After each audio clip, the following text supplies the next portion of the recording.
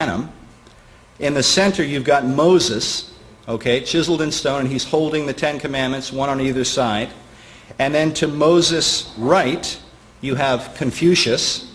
And then on Moses' left, holding up what looks like a set of scrolls or whatever, you have Solon, the Greek philosopher.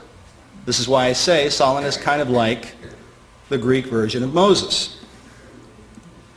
Then you go to the House of Representatives, and you find a carved bust of Solon in the House of Representatives.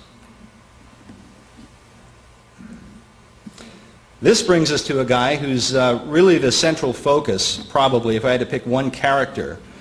The central focus of Secret Mysteries Volume 1 is Sir Francis Bacon.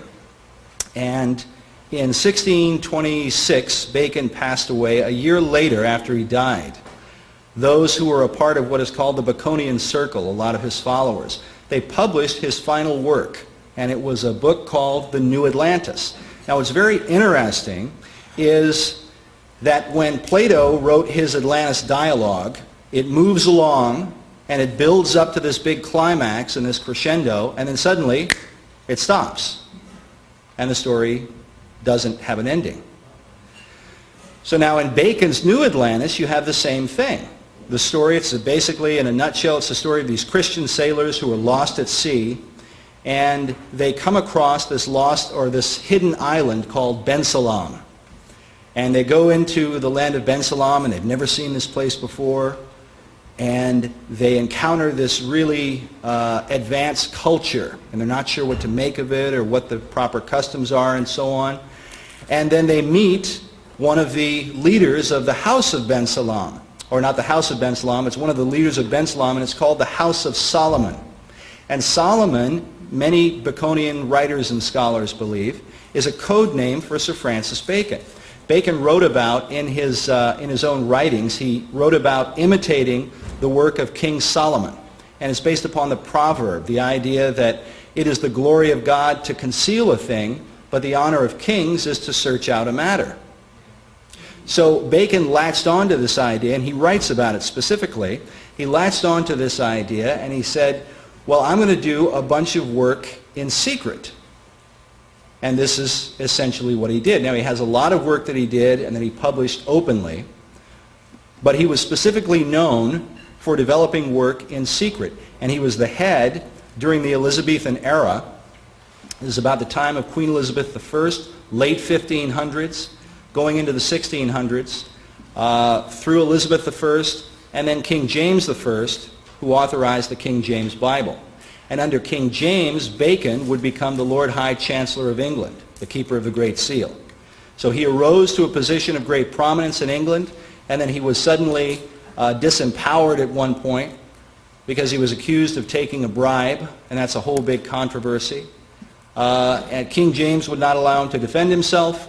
He was deposed as Chancellor of England, spent a few days in the Tower, had to pay a minor fine, and then he was released. And there's been all kinds of speculation as to why that happened. But he was a very prominent character during this Elizabethan era. Now, what's interesting is that Bacon, in his time, America had already been discovered. Bacon believed, as many of his contemporaries, that America, that the continent of America, was the site of ancient Atlantis. Not just a metaphor for Atlantis, not just a symbol for Atlantis, but that it was literally, physically, the Atlantean continent that had been rediscovered. Okay, and he writes in his book, The New Atlantis, he says, "And the great Atlantis, that you call America. Of all this there is with you sparing memory, or none, but we have large knowledge thereof." Now, he's writing about this really Ben Salam and this House of Solomon is a secret society, symbolically, because they talk about, the leader of Ben Salam talks about how their society observes all things, but they are known by no one. Not only that, there's a very telling phrase here when he says, "Of all this there is with you sparing memory or none." In other words, you don't know anything about Atlantis, but we have large knowledge thereof.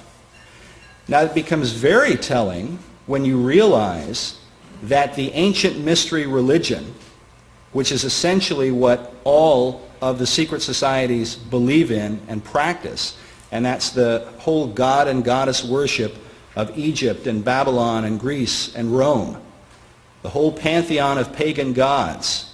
That is the belief system in general of the secret societies. Well, if you talk to these people who believe in and practice these things, they will tell you that all of the ancient mystery traditions go all the way back to Atlantis. And they believe that the first great king of Atlantis was Enoch.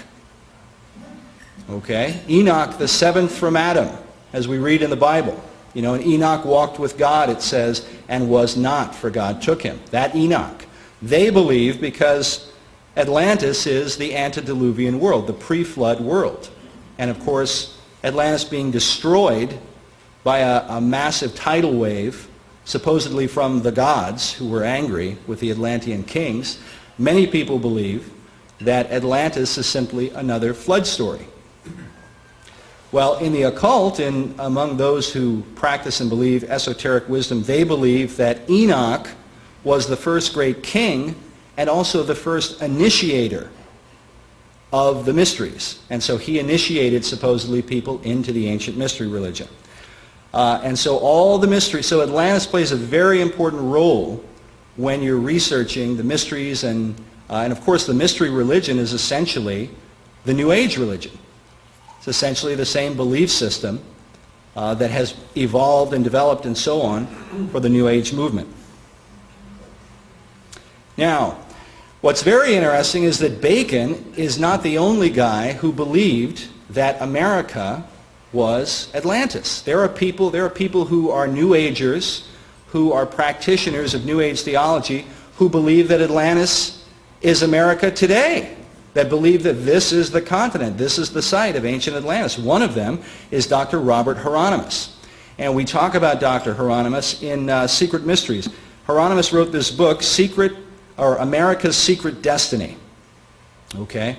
And he's writing about a lot of the founding fathers, and he writes about them in a very esoteric manner.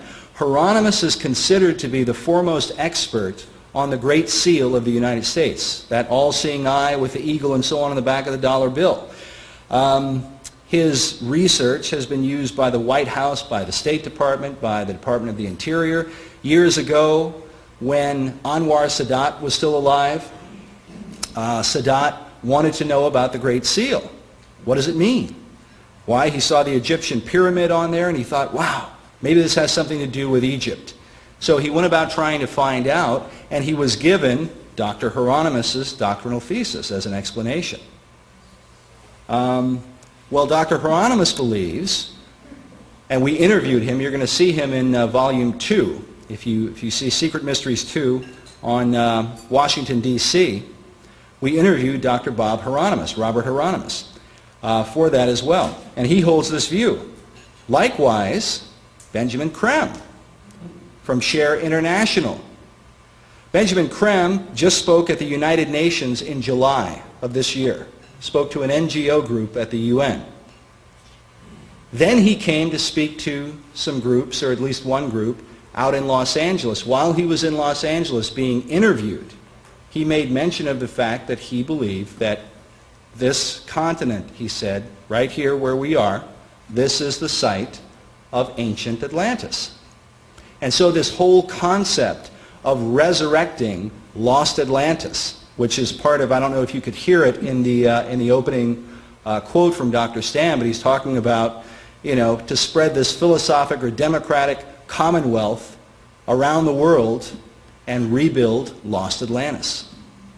And this is a recurring theme throughout the occult. Now, it's interesting, in the New Atlantis, Bacon writes, he says, at that time, he's talking about in ancient times, this land was known and frequented by the ships and vessels of all the nations before named. And then he talks about the Phoenicians, the Tyrians, the Carthaginians, the Egyptians, the Chinese, and the Palestinians.